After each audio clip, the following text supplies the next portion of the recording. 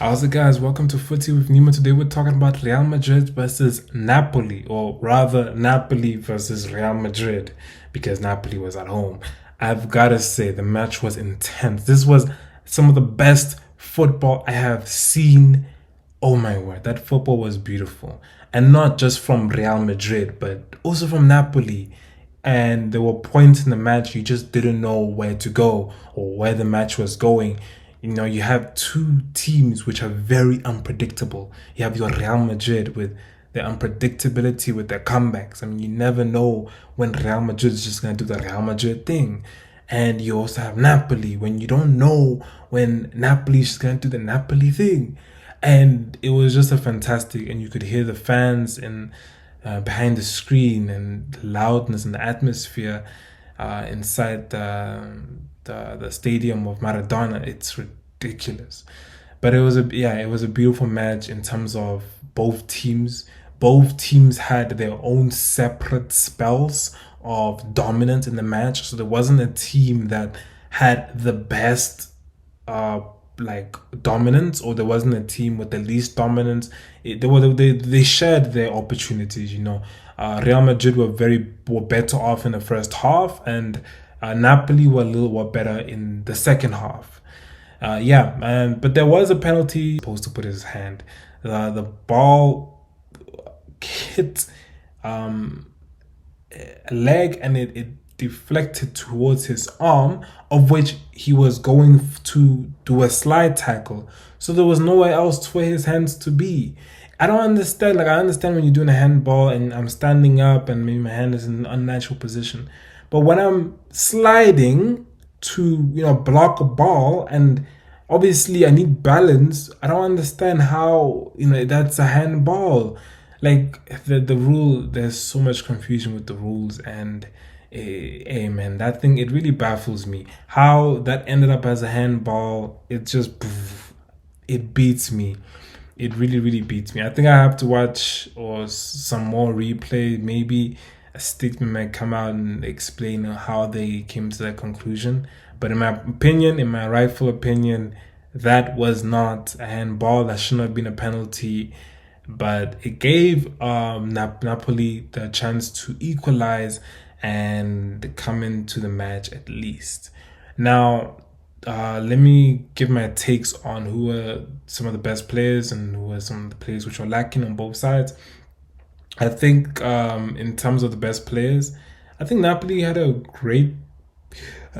good players all around. I think they should have crossed the ball more into the box for Osimhen.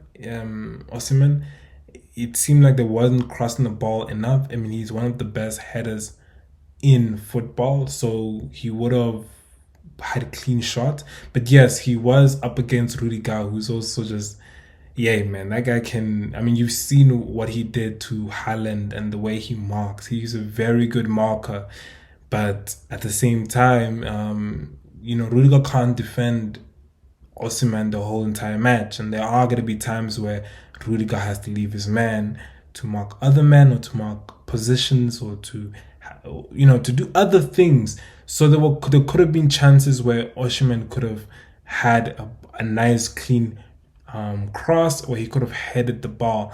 But it showed how good Real Madrid were defending, or rather it showed the lack of, well, crosses they had in Napoli's side. So yeah, I think that was my only disappointment with the Napoli side, and I think their best player, I'm gonna get his name wrong, but I'm gonna show his picture. Honestly, this man is the best player. I mean, he is so good. He created some of the best chances and the most chances for Napoli. I hope I'm right with that. And yeah, he was fantastic in the match. Now with Real Madrid, the guy with the shortcomings, I've got to say, might have been Rodrigo. Um, yes, did he take on players? Yes, that he did. Like, let me not take that away from him. But I've got to be honest, I would rather prefer Valverde in the right wing than I would prefer Rodrigo. I don't know.